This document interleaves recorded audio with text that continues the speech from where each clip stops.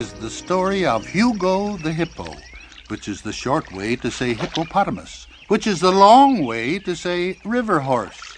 There are lots of legends about hippos, but the one that changed Hugo's life is the legend about sharks.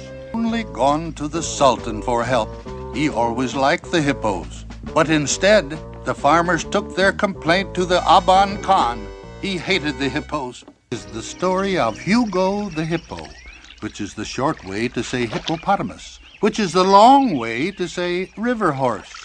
There are lots of legends about hippos, but the one that changed Hugo's life is the legend about sharks.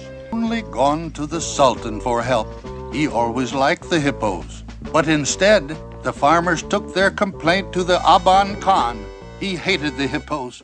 I'm Burl, and this is new Good Season's Buttermilk Farm-style salad dressing. All you add is fresh milk and mayonnaise. Delicious. I'm Burl, and this is new Good Season's Buttermilk Farm-style salad dressing. All you add is fresh milk and mayonnaise. Delicious. Folks, the big iced tea taste test is history, and the clear winner is Louisiana. In Atlanta, it's Louisiana over Lipton, 65-30. In Birmingham, 67% prefer the great taste of Louisiana. Louisiana's secret? Louisiana just tastes a whole lot better. See how satisfying iced tea can taste.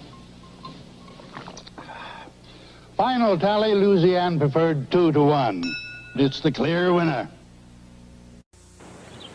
I like a day that's not cloudy and a tea that's not cloudy. That's why I like Louisiana. Louisiana's got special tea leaves that keep it clear as a bell all day. Now, if you're drinking Lipton or Tetley, look at the box. It tells you what to do when it turns cloudy. Louisiana says nothing about cloudy, 'cause it doesn't get cloudy. Louisiana, the one tea that's always clear as a bell. That was given to me in Oregon. An old gentleman up there carved it, and he knows that I like walking sticks, especially unusual ones, so it's a gift. Oh, I have many. I have one with the head of a bird. I have several Irish blackthorns, and I've many carved and decorated canes that people have sent me, and I've gotten as gifts. So I have quite a collection. I love. I collect owls. Owls and eagles. Owls and eagles. I don't really know. I never count them. But I think it's going to be pretty good. We're doing 11 instead of 8 this year. And just a lawyer and a doctor, yeah. Yes, I think it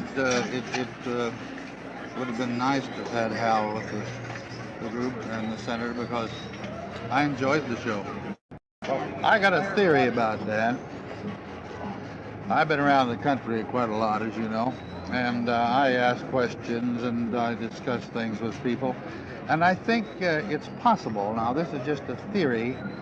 From what I gathered, they all liked Hal very much, and they like the idea of the show, but the public is very funny. They may not know exactly why they reject something, but there's always a good reason. And as I discussed the thing with people, occasionally I got a hint that here was a senator, a U.S. senator, so, quote, he is also a politician. And he was always really sort of the perfect man in the perfect position, you know, with the perfect attitude. And I think that the American people don't quite have that conception of politicians. And I think subconsciously they said this is not quite, you know, quite so.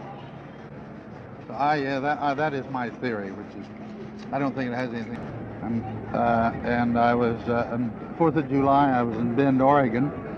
We had 17,000 people seated on the side of the river there, sitting on the grass. And we had a big time up there and really celebrated the 4th of July. It all began in a faraway place called Zanzibar, across the bay from the city of Dar es Salaam in East Africa. This is Zanzibar before the trouble started, a lazy island in the tropical Indian Ocean. For as long as anyone there can remember, the people have always raised spicy cloves and been ruled by sleepy sultans. The latest and greatest of them all was the Sultan Majid. The Sultan enjoyed his power because he truly cared for his people. He kept them busy and prosperous by building the biggest clove industry in the whole world. The harbor at Zanzibar was not very deep, so ships had to anchor far offshore. Day after day, the porters waded through the water to take the cloves out to the great ships. Year after year, the people of Zanzibar grew more and more cloves for the people of the world, and the lines of porters grew longer and longer.